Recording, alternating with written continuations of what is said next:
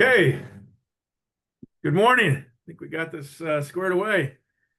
A few technical difficulties to get the morning started, but thank you for joining us for today's Coffee Talk. My name is Sean O'Brien, president of QuickRate, and as always, I'm pleased to be joined by Steve Huntington. Steve, you want to go ahead and introduce yourself? Yeah, thanks again, everyone, for coming in and spending another Friday morning here with us. My name is Steve Huntington. I'm the director of analytics here. I've spent my entire career working with community banks and everything from strategic planning, valuation, M&A, capital, and building QwickAnalytics. And yeah. Great, and we are pleased to welcome back our dear friend, Paul Allen from Saltmarsh. Paul, do you want to go ahead and introduce yourself? Well, good morning, everyone. My name is Paul Allen. I'm a director with Saltmarsh. Get the great opportunity to work with community bankers and have all the fun with CECL and the other accounting and economic and financial reporting issues that we're going through, including, Sean, the continuing stress on the net interest margin. But we're not going to talk about that today. So. Not today. Well, great, Paul. We're thrilled to have you back. Thank you all again for joining us. Again, just a little bit of information about Saltmarsh, for those of you who've listened before, you've certainly enjoyed Paul's presentation. So we're looking forward again to today's discussion. Just a reminder, you can interact with us throughout the discussion. Use the Q&A feature, the chat box, and we'll be watching those and taking those either at an appropriate break or at the end of the discussion. We do have a couple of polling questions, as always, to get us started. So appreciate your participation in those. Oops, maybe we don't have them. I'm not seeing them. Steve, do you see them on yours? Nope, I do not. All right. Well, we're not going to do the polling questions this morning. Let me try this one more time. Let's try one more thing here. Maybe there.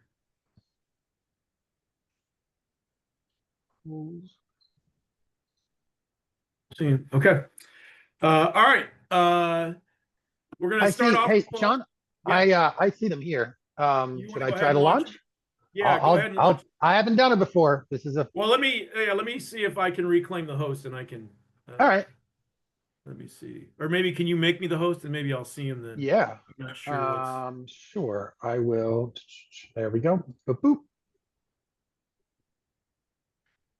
Oh no, I don't still see him. You're gonna have to give it a go. Yeah, it was right in on the more. Oh, right. Yeah, I just have Q&A. Okay, I have to switch it. As soon as I switch it to you, then it disappeared. So I'll switch it back to me, and I'll try to reclaim host. There you go. There's the polls quizzes. All right. Just go ahead and hit launch on number 1. All right. So the first question: are you experiencing increases in your past due loans? A simple yes or no, and we'll give this 30 to 45 seconds, and then Steve, once you stop it, you can share the results. Cool. And then you'll just stop, share it, and launch the second question. Got it. I didn't know you get to see this real-time data coming in. That's cool. Yeah. I haven't done the polls. All right, it looks like we're pretty steady here. I'll end that poll and share the results. Perfect. Yeah. There we go. Wow. So pretty evenly split. 54% of you are not, which is great to see, and 46% of you are. So all good. So Steve, you can close that. More on that later from the third quarter. Yeah. Yeah, exactly. All right, I'll close it and go to number 2. I'm surprised, to be honest. I am too. But that's good. To be even or slightly more yes, but there we go. There's number 2. Number 2, did you charge off any loans this quarter? Again, a simple yes or no. And we'll give that another 30 or 45 seconds.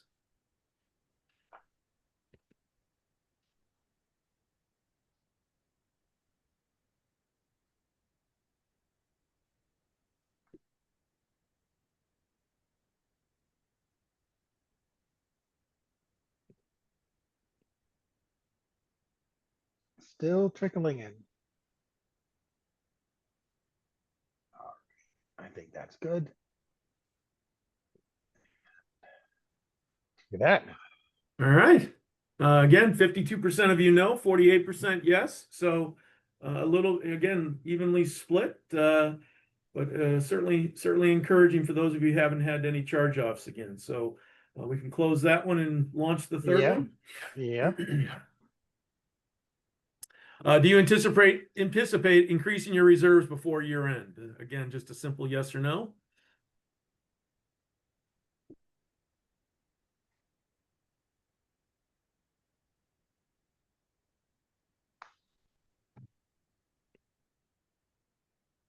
I feel so powerful, Sean. I get to see, I I know. get to know the answer before anybody else. That's right. That's funny. Get used to this. Exactly. All right, looks like we're evening out here. And share that one. Okay, 56% of you will not, seems in Yeah. line, and 44% of you will. So again, thank you for participating. We can close that one, and I think there's two more. Nope, there was just those three. Oh, just those three. Okay, Yep. perfect. Well, thank you all for participating in those questions today.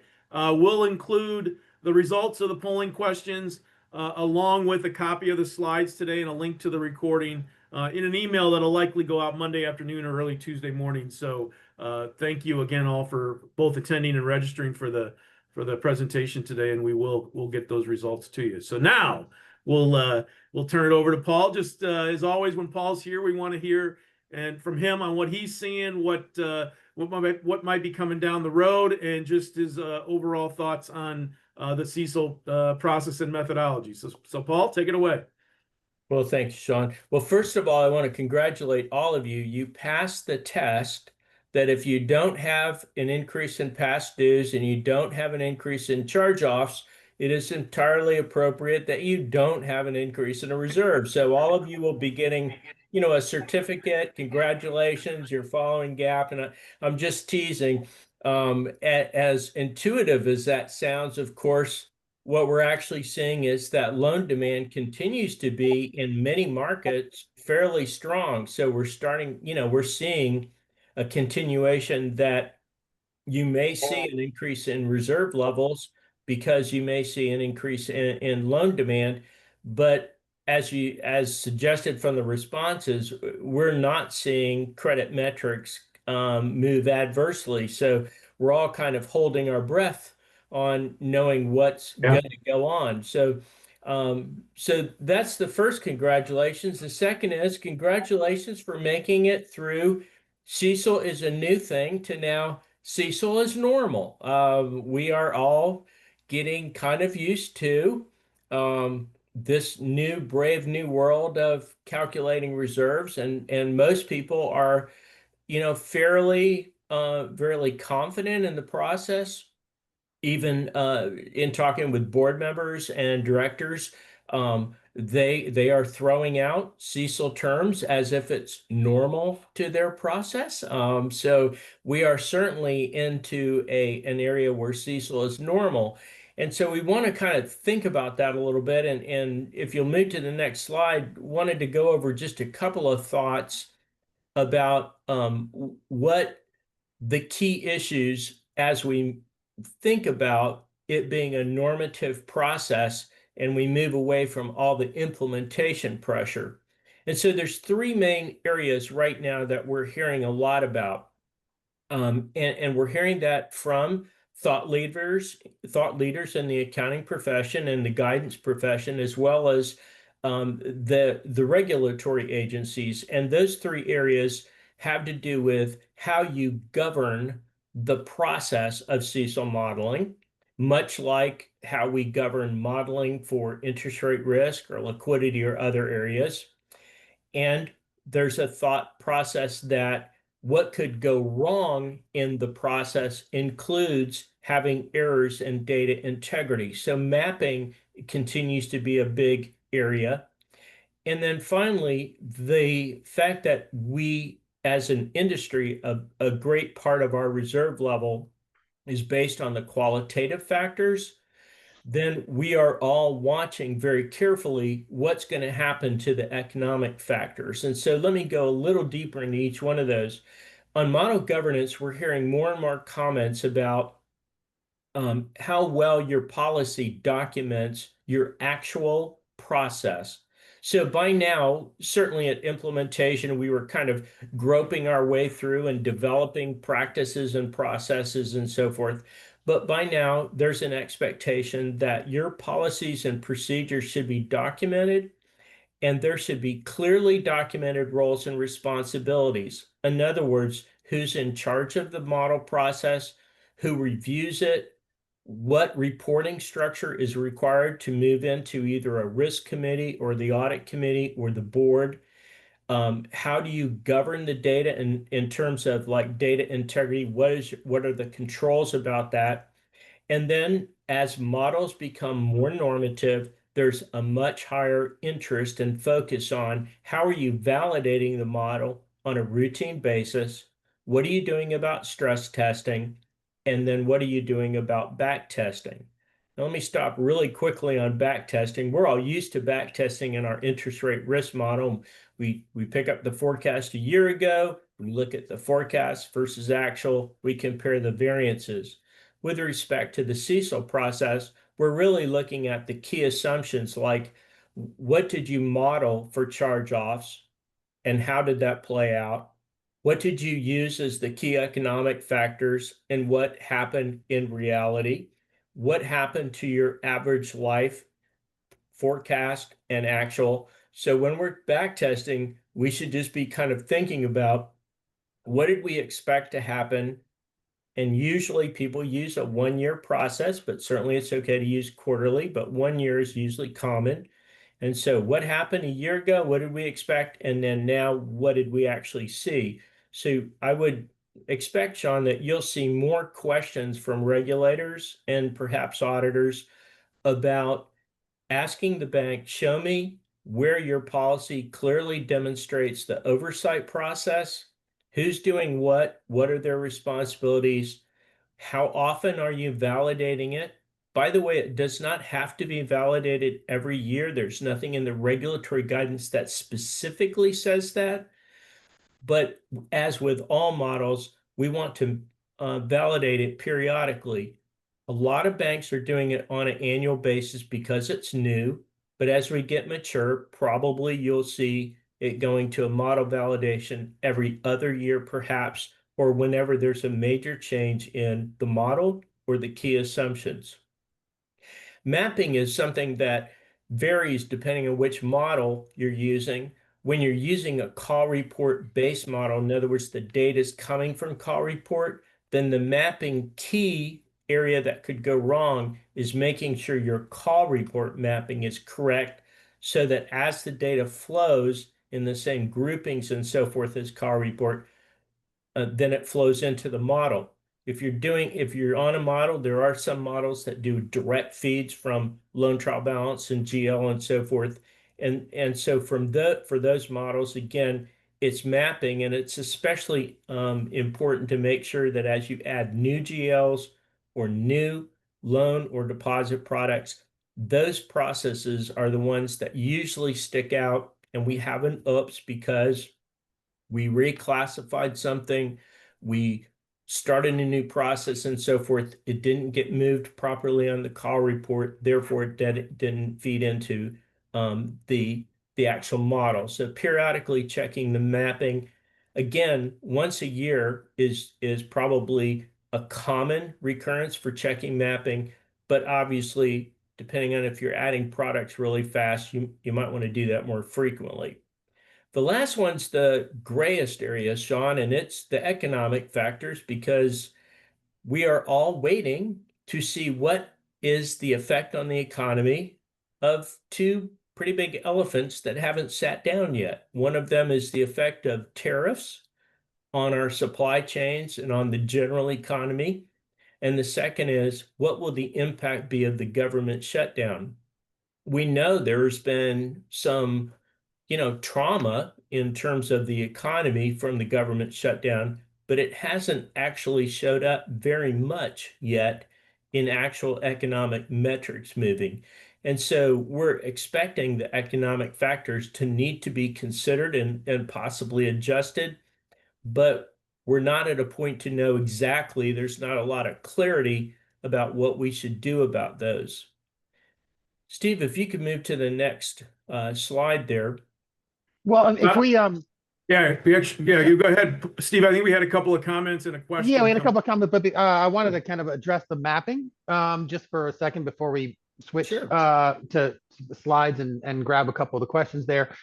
So from a mapping perspective, as Paul mentioned, with a call report based tool like the CECLSolver is in calculating ACL at the call report level, that's what's really important. Most important are the warms, right? That's the one area where we're using loan level data, right, to calculate warms and add on call report segmentation. So for a lot of you on the call, I think more than half of our users with the CECLSolver are taking advantage of our mapping. So we're getting a hold of your loan data and helping you map it to calculate warms on the call report buckets.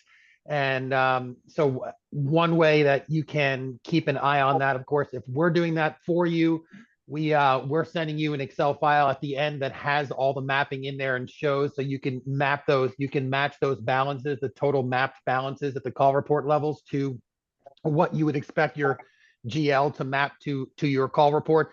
If you're not doing the warm calculations through us, we have a warm template, an Excel-based warm template tool that you guys can be using to calculate your own warms using the loan level data, and that would be the tool that you would use to make sure that your mapping is accurate.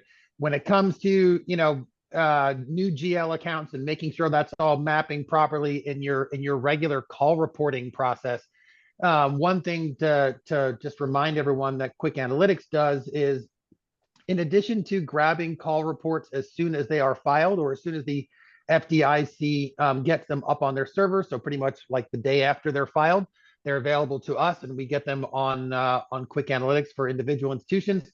But not just when new call reports are filed, but whenever there is an amended call report, we pick up those filings as well. So whether it's amending last quarters or whether you're going back and amending the last 12 quarters for the same issue going back multiple periods, we go back in time on a daily basis and grab amended call reports and update everything in QwickAnalytics as well. So if you did have a change to the call an old call report, it should be automatically taken care of using in our tool. Sean, you want to yeah, so then we just had a couple of chats here, just about saying that Paul's improvements and suggestions here came up in a couple of folks' validations that were just completed. And Luis, thanks for the kind words about using our warm calculator. And then we did have a question, how would we recommend stress testing or back testing within within the model provided? So Paul and Steve, I don't know if you want to offer some suggestions. I'll do as well after that. But I think, again, go ahead. Oops. Well, when it comes to stress testing, there's a couple standard ways that can be done using kind of within the framework of our tool, and that would be adding a custom qualitative factor adjustment, which increases not modifying your substantiated individual qualitative factor adjustments, but overlaying on top of that. Maybe you have four different areas where you're making qualitative factor adjustments. It adds up to a total of a 60 basis point adjustment, and then you can add a custom column which just says stress testing double of Q factor adjustment, and where you take the total of the others, add it on top of itself, so you end up with a double Q factor adjustment across the board, and then seeing exactly what impact that has on the CECL calculation, on the ACL calculation, and comparing that to what you would expect, right? You can kind of do a litmus test for, is the tool doing what you think it's doing to your calculations by modifying a critical one like that, like the Q factor, and then saying, well, I doubled my Q factor, so I should expect to see this area go up by about this much percentage wise, and then validating that it actually does do so. So stress testing can be done at the Q factor level. It can also be done by choosing a custom look back period. That would be kind of creating a different scenario, because obviously you can't have multiple look back periods for the same segment in a single scenario, but let's say you run your basic scenario, your live scenario for the quarter, save it, then you come back into that one and resave it as a stress tested version. And then you go back and choose, instead of the last 3 years, 5 years, whatever you're using for a look back period, choose the last credit cycle, choose 2011 to 2013 as your look back for every single segment of the portfolio, and see how much of an impact that has. That would be a stress test that's actually based on historical fact, which could be a really interesting alternative method to seeing, quote, how bad it could get, which is kind of the concept, using reasonable assumptions, which is kind of the, well, somewhat reasonable assumptions. That's the idea of stress testing to begin with. So those are a couple ideas that I had. Paul? Those are great ideas.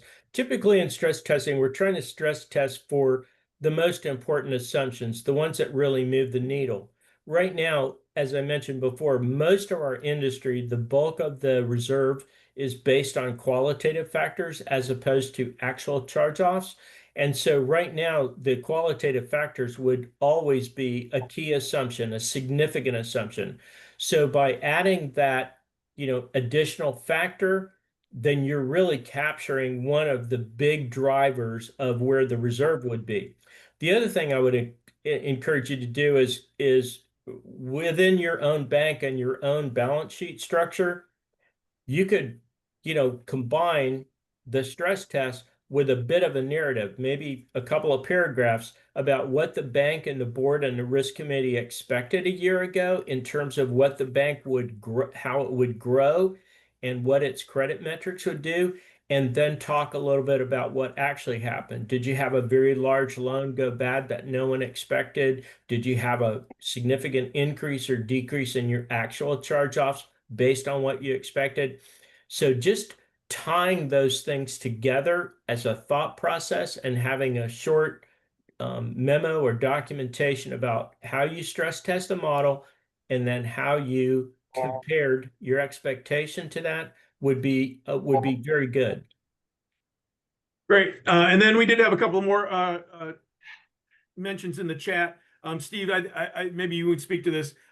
Louise kind of heard that we had a worksheet to help validate mapping. Are you just kind of talking about the spreadsheet itself and the exceptions? Yeah, it's not about it. It doesn't do any validation of the mapping. Yeah. It simply shows, we take the loan data, we segregate, we make sure that it's sliced and diced and mapped to the call report categories based upon the data that we get. And that's what is in the warm spreadsheet that we have. So if we're doing the warm for you, once we're done with it and we send it back to you, every tab of that spreadsheet will have all the loans from a call report category in it. And so you can spot test to make sure that there are loans that in the loan name, or maybe there's a relationship name or a loan name that you recognize can't be a first lien mortgage loan, but it's in there that, so you can, that it's a way to, all that data is in one spreadsheet organized by call report segment, and you can do your own validation of it to make sure that, because we'll use certain rules that we got from you guys, obviously in the mapping process. So it helps, it's one way to do it to make sure that that's accurate and complete. Right. And then just and to I want to follow up, make sure that we caught, oh, go ahead. I was just going to say a follow-up was just about our regulators looking for banks to stress test. I know, Yeah, Paul, you said the auditors are. Yeah. Well, let me just mention that in all of the regulatory agencies' guidance on models, all of them include regulatory requirements to periodically stress test and back test and validate. We are not seeing regulators across the board ask for stress testing on CECL yet, because it was a new model and was just implemented. But will that start happening? I would have to say I fully expect that to happen. It's certainly happening at the very large banks already, and will certainly drift down because, again, as part of your governance on models, on all the models we use, stress testing is always part of that regulatory guidance. It's just that we haven't had that yet because we're shifting from implementation to ongoing. Perfect. And I would totally concur, right? I think I haven't personally heard it yet, but as you said, right, just in the natural progression of things, it's the next step in the process. And I was not, I think there's some, the question that we had about stress testing also mentioned back testing. And Oh, so I yeah. was wanted to get your take, Paul. You mentioned it in a general sort of way earlier.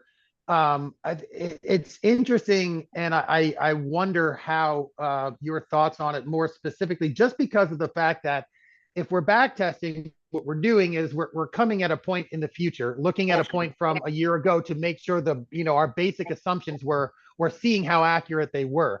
What something I find challenging there is certainly our reserves are supposed to be covering the actual losses that we'd expect. However, since right now the vast majority of those are coming in as Q factors. I mean, let's say you've got a reserve of 1.2% and your average, your average remaining maturity is, let's say, 3 or 4 years. That means you're supposed to be getting 30 to 40 basis points of losses every year in order to get to your 1.2% over the remaining life of the current portfolio.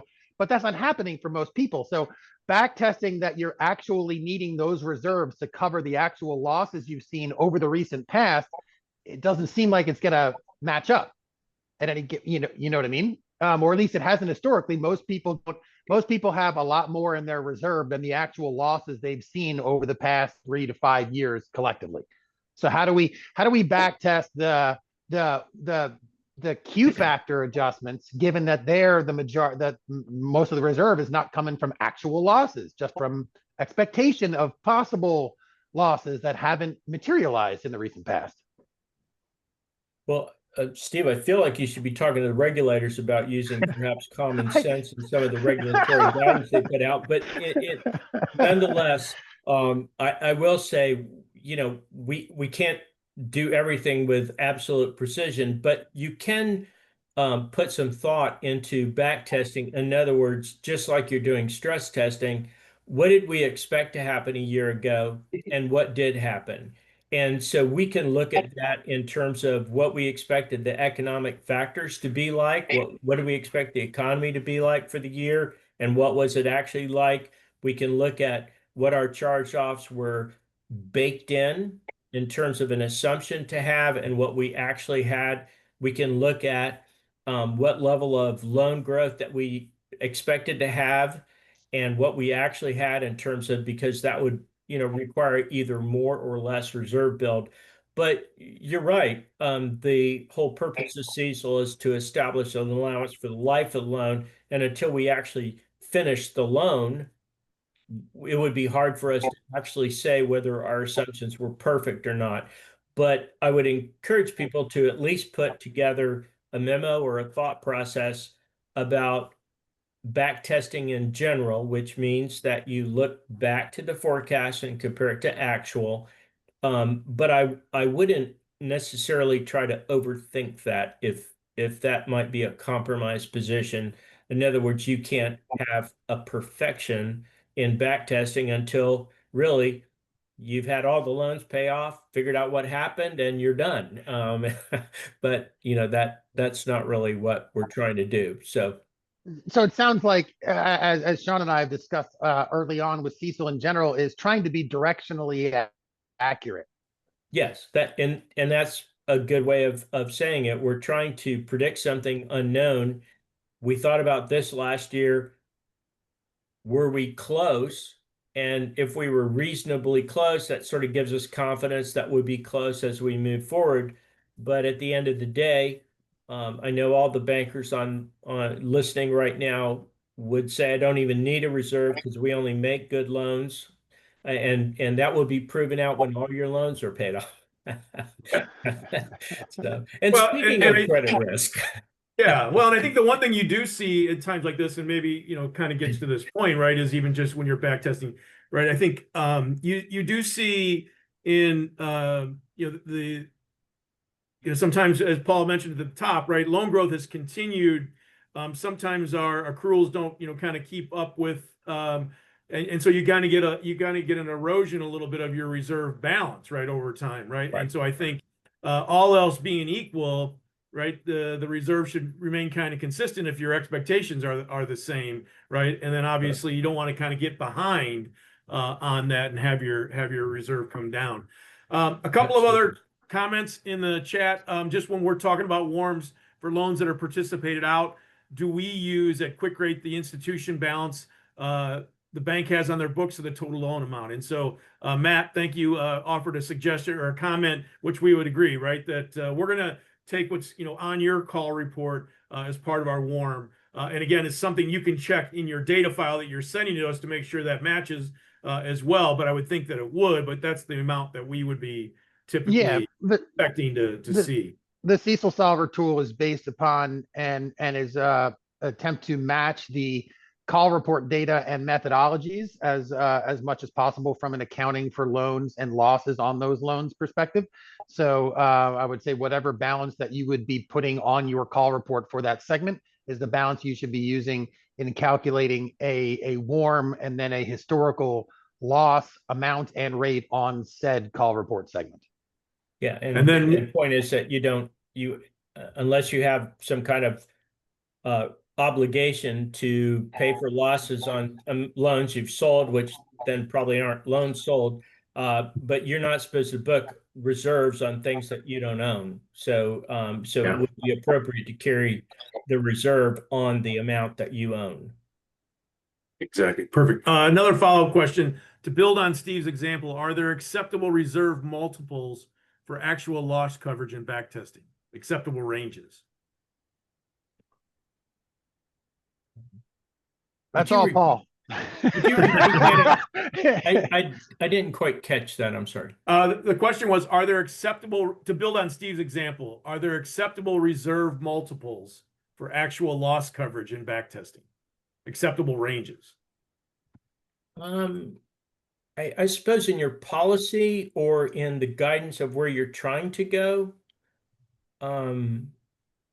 if the person means, is it okay to say, hey, we expect a reserve of this to this, and we're actually here, we're within that range within policy, I guess that would be okay, but I don't know exactly how you'd implement a range within the actual model calculation itself. Yeah. So.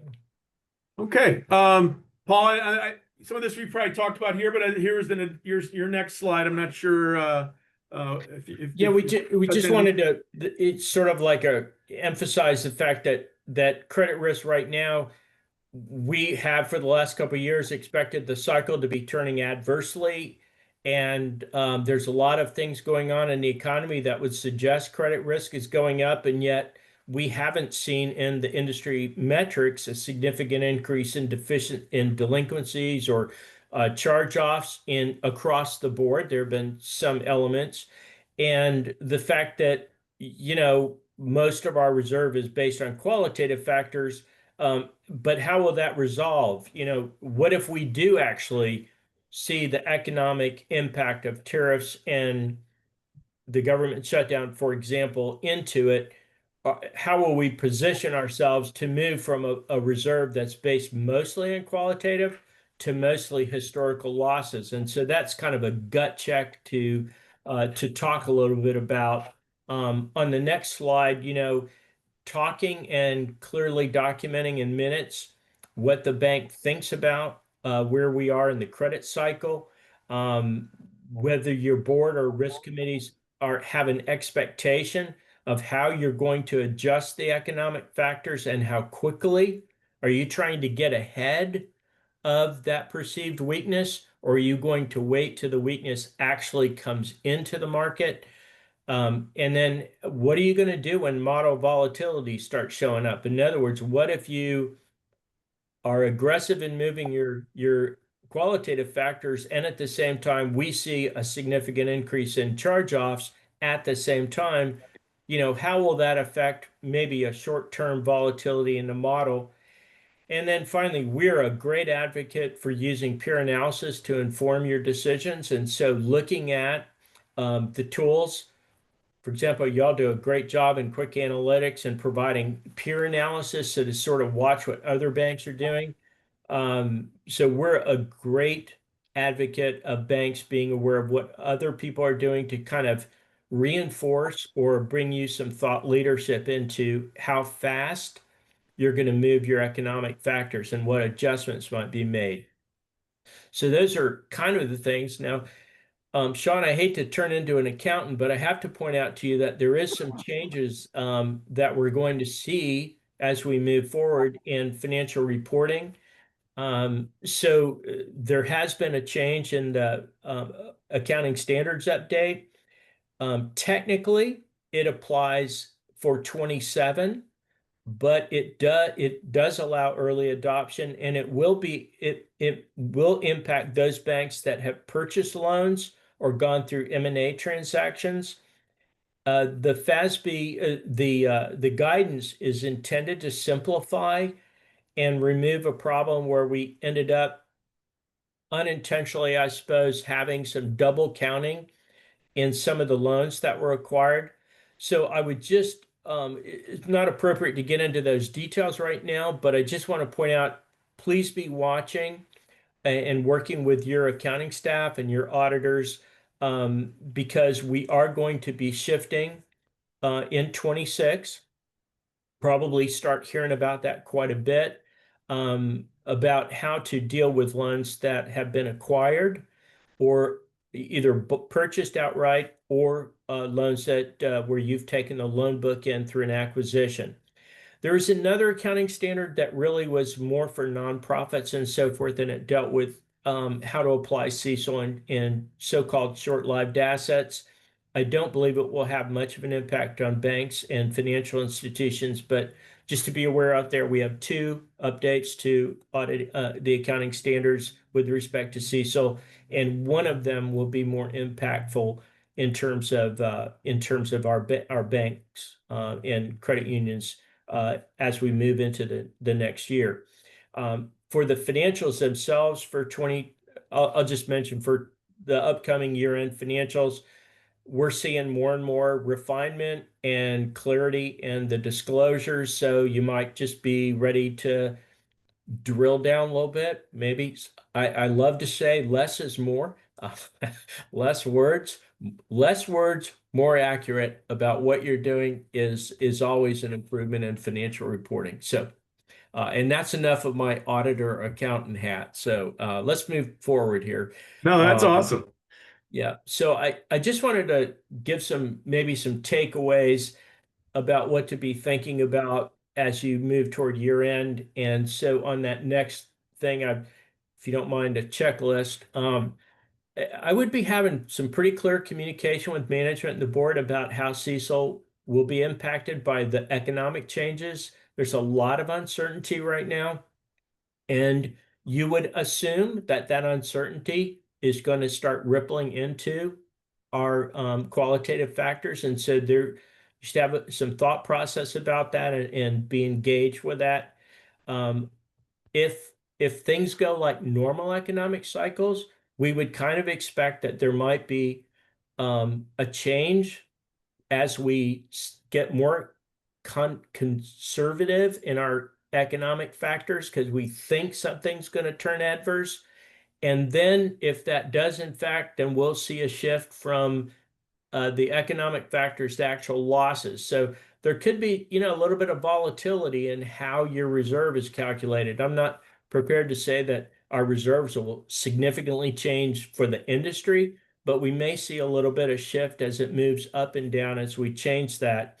And so this would be a really good time to be paying attention to peer analysis, media coverage, regulatory messaging right now, because I think there's an expectation on everyone that we're in for a little bit of bumpiness in terms of the economic conditions as we go forward into 26.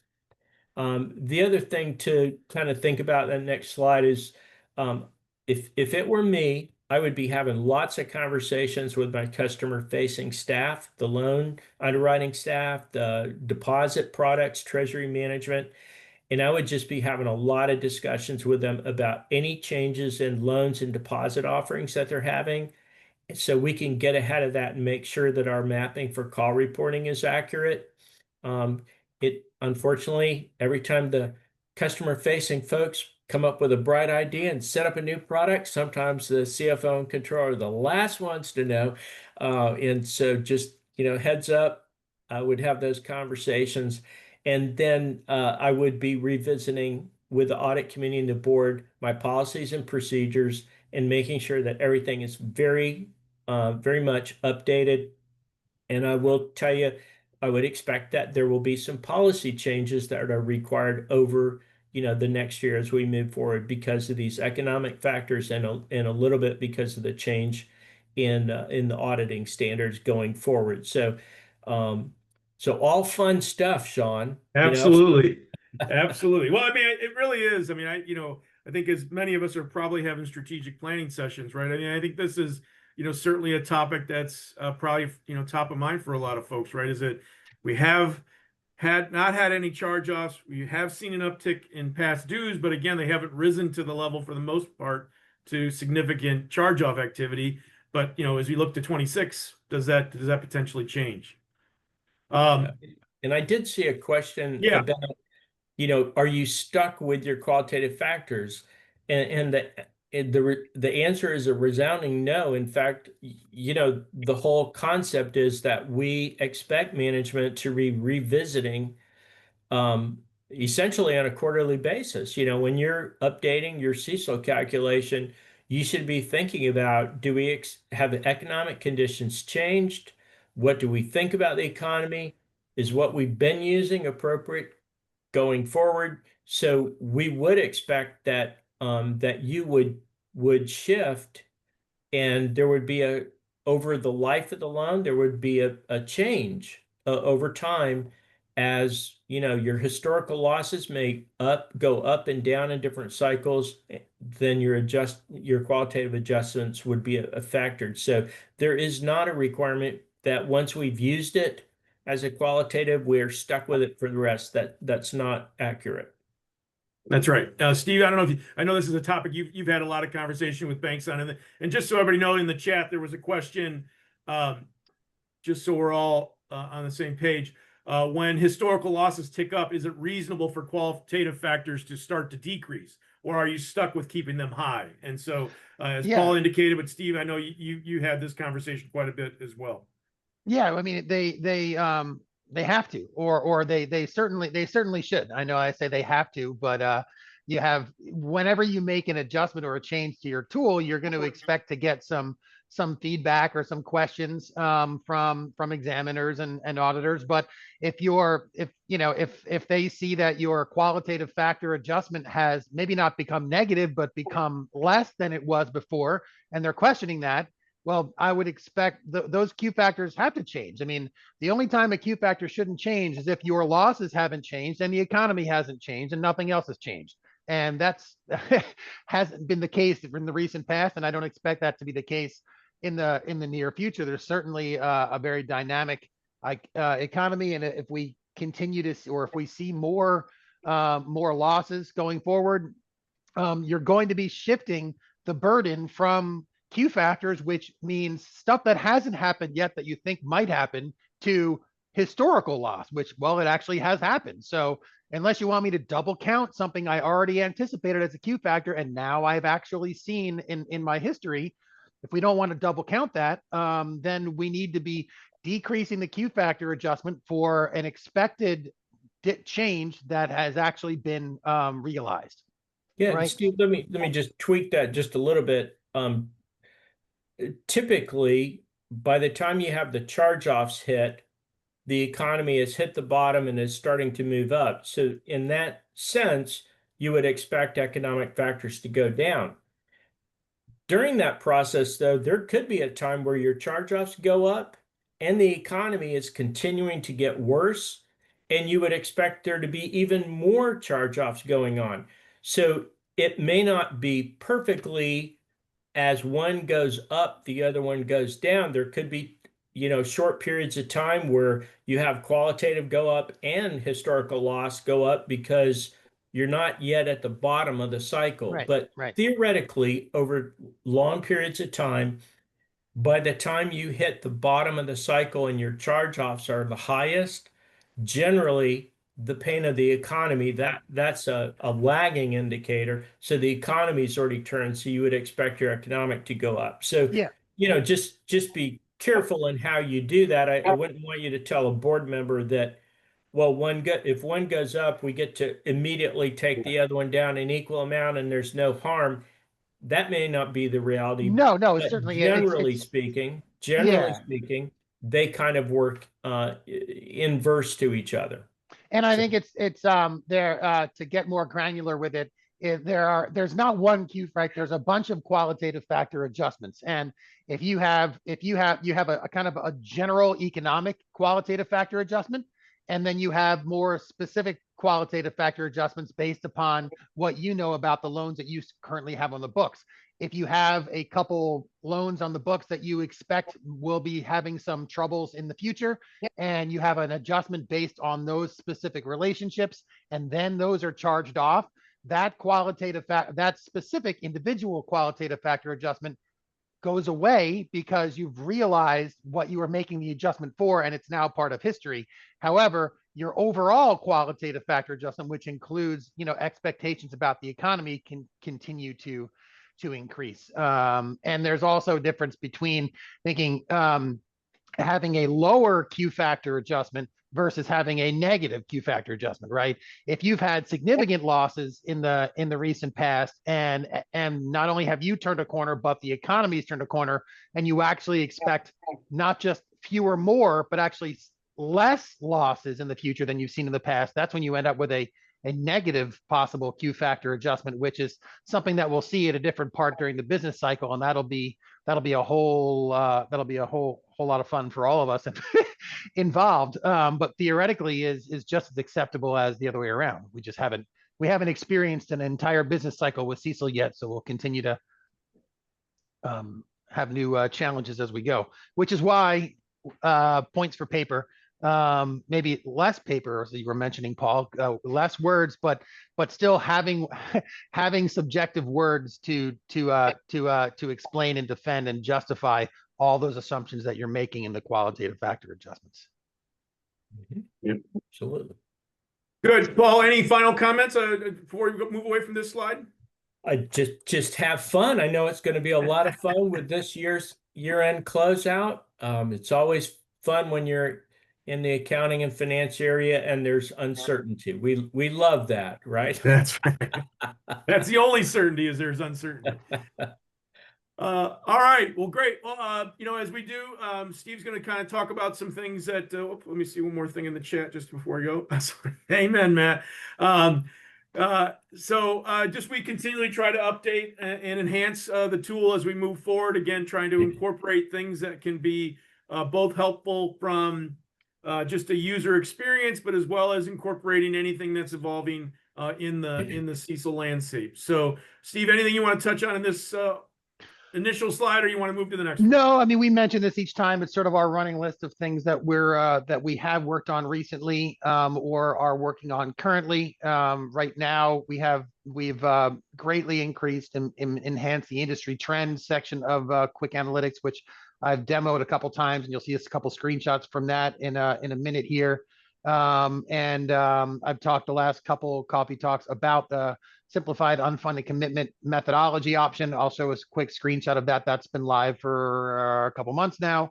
So why don't we just go ahead and go through these. I'll jump through some of these pretty quickly here because there is a little bit of new content that I want to make sure that we see. And this right here is not specifically new content.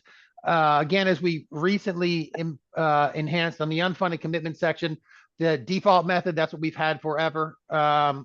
Since the adoption of a tool, there's a new way to toggle over to a simplified method, which is just conceptually a little bit even more straightforward and kind of based upon follow-up guidance that we've gotten from auditors and from a lot of the examiners trying to get their arms around this unfunded commitment section of CECL, which certainly has been very much an educational process for not only our bankers, but also for our regulators. And so the simplified method kind of even takes out a couple of the conceptual steps and is very straightforward. It's going to result in possibly a very not very significant, but a different value with the simplified method than the default method. So you can look at that simplified method if you understand that, or you feel like you can defend it and conceptualize it easier, and leads you to a value which you believe to be more justifiable, more accurate, then you are welcome to use the result from the simplified method instead of the default method. It's totally up to you. Perfect. And just to remind everyone on the next slide, as we love to do, and I know Paul, you've liked when I've shown this one, is all of that is just not a huge amount of impact from ACL, specifically for the unfunded commitments, right? Unfunded commitments, ACL was not new with CECL. It was always around on the other side of hiding on the other side of the balance sheet there. But the majority of community banks didn't really do anything about it until CECL came around.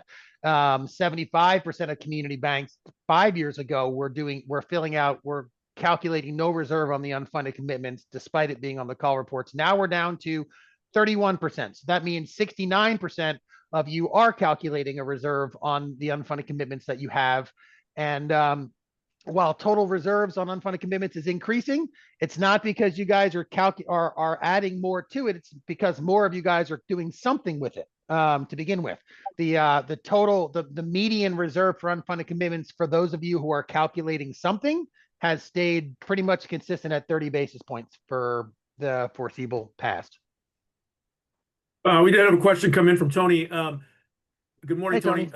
Our commercial lines of credit have a demand feature, quote unquote, to the note. Does it make it unconditionally cancelable? We've been told it doesn't. I believe it does. Thoughts? Well, I'll let Paul as the accountant on the call chime in here. But my understanding of the unconditionally cancelable is that it can be canceled at any time and for no particular reason. If there's hurdles that you have to jump through in order to cancel it, then it is not unconditionally cancelable. So I don't know if just being a demand feature, it might have to do with the legal specifics of under what conditions and when you can demand it. But Paul, better thoughts on that? Right. There's been a general, probably a conservative thought process that even though you may have a demand clause in there, that the bank may have some legal liability, that borrowers may have a way to come back and sue you or make you fund it. And so the idea has been that since we don't know these and they aren't all, sometimes they would have to be litigated, then to be cautious, I suppose, or conservative, there's been a general interpretation that does not qualify for the exception. And so you can still reserve a very low amount if you don't believe that there's a significant impact or probability of loss and not carry much. I'd have to say probably most banks, if they have a 30 basis point reserve, they're not expecting to ever use that reserve. In other words, there's a requirement to consider it, but there have been very, very few examples of actual losses on unfunded commitments. And so most banks probably, Tony, feel the same way you do. I don't need a reserve for that. But I think most banks are simply throwing an amount in there in order to sort of make that question go away and not have to argue it too hard. But it has been difficult to meet the regulatory and auditor expectation for truly a direct ability to not fund those commitments. So I don't have a perfect answer for you. Sorry. Yeah, no, I think this is I think what you said is right. I think just as you can see by the number of people reporting zeros gone down, I think there's just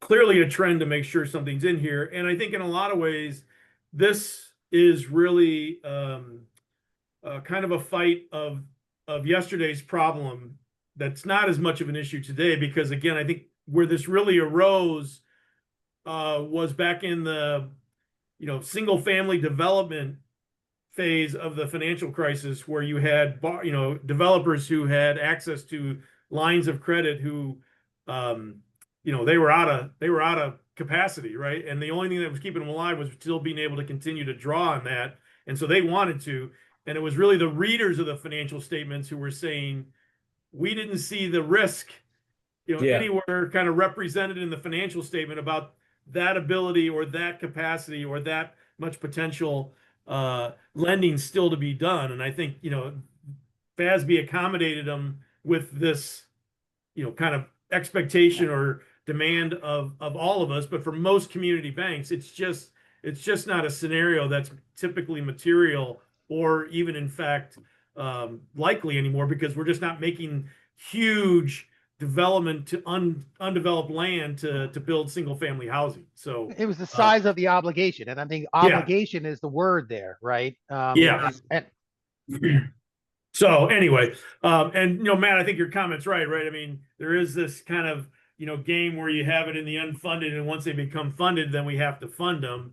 But I think it's it's a step that you can kind of manage, but it is a little bit circular at times. I mean, so much of CECL is about front loading reserves, right?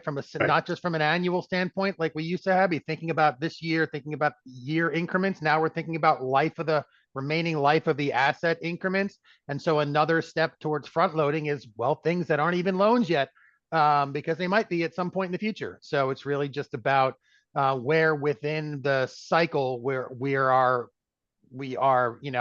decreasing our risk by reserving. Yep. Okay, so then just some industry trends. I know we're getting up on the hour, so Steve, you want to talk through these, or anything you want to go to specifically? I hear that you're suggesting I talk faster, and I know I'm not suggesting. So these things you guys have seen before, but we updated it obviously with the third quarter. As Paul has said, we're when you zoom out, we're not seeing significant increases in losses throughout our portfolios in the industry. However, when we zoom in and we look as far up the road as possible, meaning the first time credit issues can show up at least on a call report with past dues 30 to 89 days. Over the last couple of years, we've seen creep in past dues. Certainly, there is a little bit of cyclicality to that, where it's highest at the end of the year and starts coming back down in the first halves of the subsequent year, and then bumping back up. But as you can see here, the highest levels of 30 to 89 days for the most part that we've seen was at the end of 2024. Decreasing in the first quarter of 2025 in a lot of cases, and decreasing in second quarter. So we have seen some upticks, but I'd say in the second half of this year so far, we've seen some moderation in those upticks. So the pace of the increase in delinquent loans, which are still pretty reasonable from a historical standpoint, has been decreasing. So a positive trend in a slightly larger negative trend in a still pretty positive area of long-term trends. Well said. This was something I wanted to show, and this kind of highlights that. So these are past dues, and what you see here, obviously, I wanted to show something just in aggregate, forgetting percentages on your portfolio and medians or anything else. These are the total amount of past due mortgage loans for all community banks in the United States over the last 12 years. What do we see here? Significant seasonality, right? You see huge drops at the in the first and or second quarter of the year, and then from second to third quarter, usually an additional slight drop or increase, and then big jumps in the fourth quarter of each year. So trying to eyeball it, you want to really look at those trends quarter over linked quarter, or quarter from a year ago. So I drew kind of a little red line there with the third quarter of 9/30 of each year, and you can see been coming down ever since the last credit cycle, all the way through bottoming out in the middle of 2021, and we've seen increases since then in the past dues, but the pace of those reasonable in the long scheme of things increases has come down a little bit. So as of right now, $2.8 billion in past due mortgage loans total of all community banks, but it dropped from the end of last year at 3.6 billion down to 2.8. So significant drops after the fourth and first quarters of each year. So I thought that was an interesting longer term trend. Yeah, that's a good slide. Because and even more seasonality than I expect more seasonality in charge-offs, right? An income statement, a duration item, than I expect to see in actually past dues, but significant seasonality in the past dues, at least for mortgage loans. Well, I think this is a great slide too for two things, right? One is, we are at really, again, just extended unprecedented levels of just, positive performance, going to down where it really bottomed during COVID. And so again, even though we've upticked, in the grand scheme of things, you look back 10 years, we're not really any worse than even when we were coming out of the crisis. So it's still just we're a little bit worse, but it's off of such low levels, right? It's still manageable, right? It's not alarming. It's a relative versus absolute, just like a Q factor discussion, yes. A relative Q factor change versus an absolute positive or negative Q factor. That's very different things. Yeah. This is just a non-accruals. Obviously, non-accruals are further down the road, right? You have past dues, and then some of them become non-accruals. So you'd expect the trend, if the trend in past dues is starting to level off after some slight upticks, then you wouldn't expect to see that in the non-accruals yet, and we haven't. Non-accruals are still on their way up. They're still very manageable by historical standards. And that's why a lot of times we don't even look at median values. We start looking at in the margins. We start looking at 75th percentile non-accrual levels, or even 90th percentiles.